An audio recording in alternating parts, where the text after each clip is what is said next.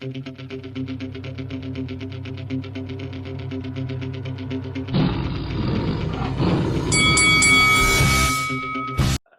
is Faisal Khan from Lights Out in association with Shamrock Boxing. And with me via Zoom, I'm delighted to be joined by super lightweight sensation all the way from the good old USA, Arnold Barboza Jr. Arnold, how you doing, my man? Doing good, man. Doing good, brother. Just getting through these tough times. Yeah, I've got to ask you, have you managed to deal with the last 12 weeks, this current coronavirus pandemic situation? It's been hard, man. Because we had a fight lined up, and we were training for that, and then we didn't train for about a week and a half or 2 weeks because we had to figure out what to do. Good thing our gym's private, so we were able to stay on course and been staying in shape. So we're just ready, for the call and see what happens. You obviously, I understand that you're with Top Rank, and they've more or less brought boxing back to life.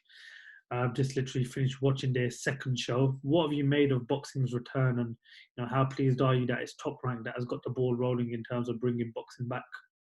I'm very happy. I'm very happy. I think that in general, everyone needed something. It's been way too long. It's exciting. Today's fights I think were amazing. They were really well matched. It's giving a lot of these younger guys and guys that you wouldn't see on TV or are fighting for like smaller promoters just trying to get by. They're getting shots, on to go on TV and get known. So it's a good time for a lot of fighters. It's maybe not so much of a good time for the guys that are more up there, but for the younger guys coming up, it's a good time right now. The show tonight, that's literally just finished, and of course the one on Tuesday night, they're both very entertaining. Of course, certain rules and regulations that have had to be followed. But what have you made of the last two shows that Top Rank have put on? The first one, it was a little it wasn't as matched well, but at the same time, that was the first show back. So, things, you gotta get the ball rolling. They're basically the ones that, that didn't get a big camp. They didn't get at all, really anything, So I think today's show was matched a lot, way better, but the past two shows have been good, man. I mean, I think everyone's just happy that boxing's back in general. Mm-hmm. Being a fellow Top Rank fighter, we understand that it's 15 shows from now till the end of July, I believe. Will you be scheduled to be fighting on one of these shows? Actually, I'm supposed to be scheduled actually for one show. Nothing's confirmed, but we've been training for that specific show. Will it happen? We're waiting for a call.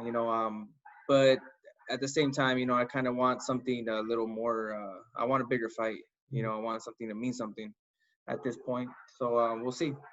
You're 23-0 now with 10 KOs. Do you believe now you're at that stage where you're knocking on the door for the names of the Josh Taylors, the Regis Prograis, and of course them big fights, and perhaps maybe even a world title shot? Yeah, most definitely. I feel like I'm at that stage right now. Where I can, ask for fights like that. We're currently ranked by by WBC, WBO. I feel like I've earned it. I feel like I've earned, a title eliminator fight. I feel like, now, and the thing is, I'm willing to fight, the Regis Prograises, the Josh Taylors, the Ramirez, I'm willing to fight them all, man, and to be honest, I'm looking forward to it, but it has to make sense. I can't just fight somebody just to fight them. It has to be a title eliminator. It has to be something for me to mean something. Mm-hmm. I admire your confidence, and one thing I really admired about you is that you more or less called out Regis Prograis on Twitter earlier on today. Regis Prograis is a phenomenal fighter, and he won over a lot of the hearts of the UK fans, especially with his fight against Josh Taylor. First of all, what do you make of Regis Prograis as a fighter? And second of all, what makes you so confident that you have what it takes to beat Regis Prograis? You know what? Regis Prograis, he's a dog, man. He's really competitive, real strong fighter. And to be honest, what Taylor did, to him, it surprised me a lot. I knew Taylor was really good, but not, to do what he did. To be honest, I feel like I have a lot of similar traits, to Taylor, in the sense of, I'm a big 140 pounder. I'm not gonna get pushed back easy. Um, and I can box. I have speed.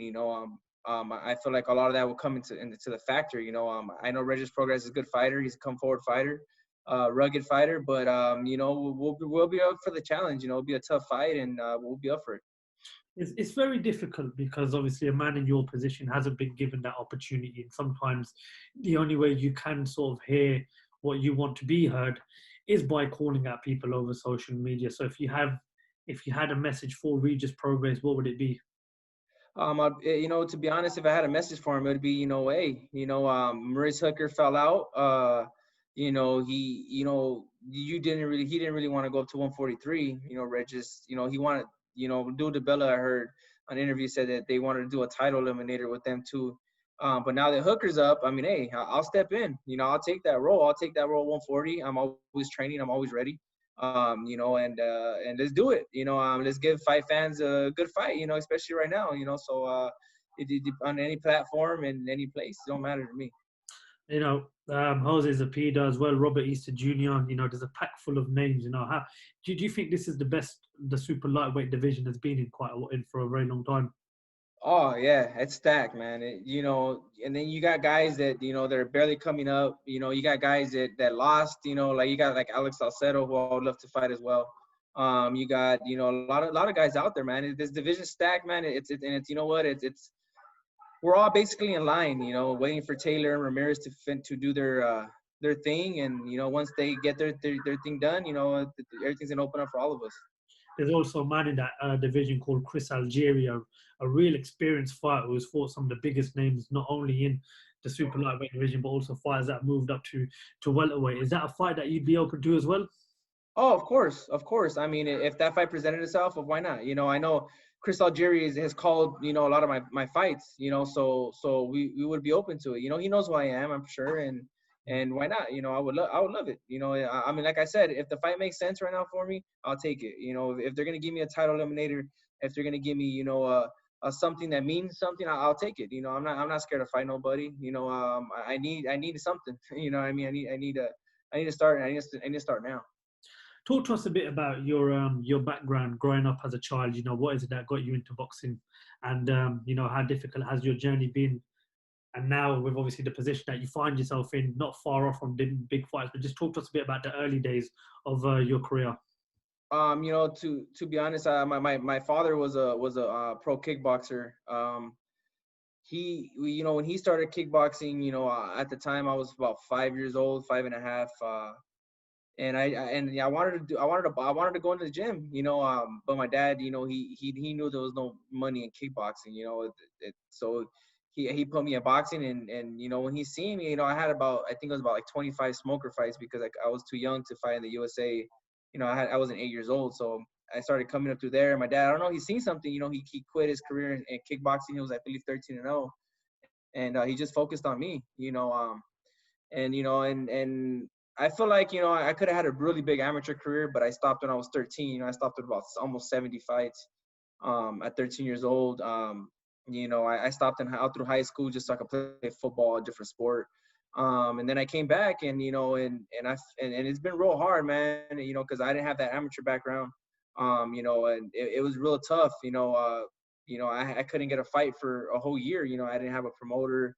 No one wanted to give me a shot. I mean, we were close to like going in and trying to upset somebody, because we couldn't get a shot. I sparred Mike Alvarado. His manager took interest in me and told Top Rank, hey, you should check this kid out. He's pretty good. And I went to the Marquez Alvarado fight, and I talked to Brad Goodman, and he just seen me, and he just said, all right, look, we'll give you a shot. That's when Unimas came, and then that's when everything took off. I mean, that's when I started fighting, and then Top Rank signed me, and it was all uphill from there. But I was working at the time as well, a full-time job, nighttime job. I mean, it's been rough, man. Everything that I have, I really earned with hard work, and I deserve it. So that's why I get a little mad and upset, when I can't even get a shot, and all the guys that I call out, they already had their shot. They were champions, or they've already had a title shot, you know. So to me, it's like I feel like I deserve it, and I feel like I need to make something happen, you know. I need to open my mouth more because I'm just this, you know, a humble, quiet dude, you know. I mean, sometimes like they say, you know, quiet mouths don't get fed, you know. Yeah, no, I've heard that one before. With your current journey, obviously, like you just mentioned, you've not been given the shot that you feel you deserve, and of course, you know you've had to work as well whilst being a boxer. Do you feel as if that you've not been given these fair opportunities because that no one's really taken a chance on you? And now that you have that chance, do you feel now the world will get to notice who Arnold Barboza Jr. really is? Yeah, you know, I think you said it well. You know, not a lot of people know who I am, and a part of it is also my fault with social media. I'm not really too active on it, and I'm not a big person on it, which I'm starting to change that a little bit. But you know, I think I feel like my fighting has been speaking for itself lately. You know, I've been making statements. You know, and I've been real patient. You know, I've been real patient. But I just feel like my patience is kind of running out a little bit. You know, and they always say patience is, you know, is the best thing in boxing. But you know, I feel like you can only be patient for so long because you know us as boxers, you know, we have tough camps. You know, and your body, you know, you leave something in every training camp you're never gonna get back. You know, so I feel like, you know, I'm 28 years old. You know, I'm not gonna get any younger. You know, so I gotta start now. You know, my prime's now, and I feel like right now would be the perfect opportunity and time for a fight, a big fight. Well said. And honestly, I do hope you're given your opportunity. As I mentioned, you know, 23-0, you know, undefeated, 28 years old, and obviously now would definitely be the right time. You're with Top Rank, so things are moving in the right direction. I just want to obviously pick your brains a little bit on the current boxing scene. Biggest topic at the moment right now is the news that we received yesterday. Tyson Fury and Anthony Joshua agreeing a two-fight deal. You know, not only you're a boxing fighter, I'm pretty sure you're a boxing fan. Everybody loves the two heavyweights we've got over here in the UK. Talk to me a bit about it, man. I mean, what do you see happening when them two fights do happen? That's if they are still, of course, world champions at the time. Man, you know what? I'm a big Tyson Fury fan. You know, I'm a big fan of Tyson Fury. You know, I met him a couple times. Great guy. And I, you know, that's a fight that boxing needs. You know, and and I feel that if that fight was to happen, I feel like Fury would take it. You know, Josh was strong, but you know, Fury, man, he's just, man, for a big guy like that, he's very mobile and very elusive. You know, very athletic. You know, and Fury has different mindset. So I got Fury on this one. Do you honestly believe, well, do you think that the fight has been announced, well, the deal that they have has been announced a bit too early, especially with the fact that Tyson Fury is scheduled for a third fight with Deontay Wilder, and of course Anthony Joshua is scheduled to take on Kubrat Pulev. Yeah, yeah, I think it is. I think it's kind of a disrespect to those other guys. You know what I mean? Because they, you know, if I was in their position, I would be kind of mad looking at that. You know, like, man, these guys already planned ahead, and what about us? You know, we haven't even finished, we haven't even fought. You know what I mean? So to me, it's a little bit of a disrespect. But hey, you know, if that's the plan and they're that confident, then hey, you know, I think it's a good story for the underdog to put Andy Reese kind of upset. You know what I mean? So we'll see what happens. How much inspiration do you take from that Andy Ruiz upset? Because a lot of fighters that I talk to that are still like early at the early stages of their career, all have always mentioned that Andy Ruiz's story is the one that really motivates them most in becoming world champion.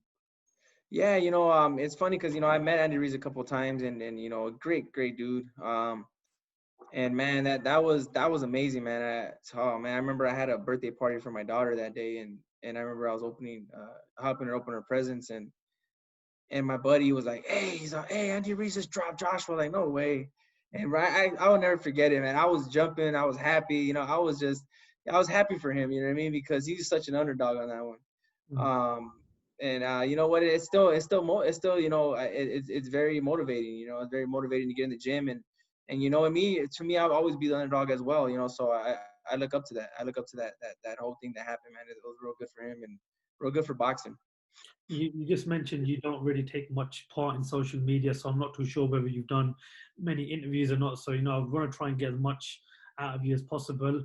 One final question before we do bring the interview to an end. Give me your top five pound for pound list in the current boxing scene right now. Right now, let me see. I would say Terrence Crawford. Um, I would say Canelo. I would say Lomachenko. Um, I would say, let me see. These last two are always the hard ones for me. I always can't. It's always like, but I'll say Fury. Maybe he should be up there higher, but for sure Fury has to be on there. And man, who else? Let me see. Who gets his last spot? You said Crawford. You got Canelo. You got Fury. You got Loma, of course, and then you got, oh man, I would have to say, man, you know what? I really like that Inuk dude. Yeah, yes. I really like that guy, man. He's, oh man, Your current like, top five list is exactly the same as my current top five list, and it's yeah, man, that dude's a beast. had to leave out good fighters such as Errol Spence Jr., Yeah. Manny Pacquiao, but listen, it's a debate you could have all day long. Arnold, just leave us with one last message that we will reach out to the boxing world, what we can expect to see from you when you do get back into the ring. You know what? To be honest, man, everyone that that's gonna start following me or is following me, you're gonna expect an explosive fight. I've been training nonstop. I've been training hard. I mean, I'm already sparring 10 rounds. I'm ready. I'm ready. I'm ready to go, and you're gonna see an explosive fighter. We've been working a lot of stuff in the gym. So stay tuned. Top man. Listen, Arnold, it's been a pleasure speaking to you. So it's nice to meet you as well. We'll be keeping a close eye on you. We'll hit you up when this interview is out, and we look forward to seeing you on one of those top ranked shows. Thank you very much for your time. Be safe. We'll hope the family is safe, and we look forward to speaking to you soon. And perhaps maybe one day you might come down to the UK for a fight. We can grab a face-to-face interview with you.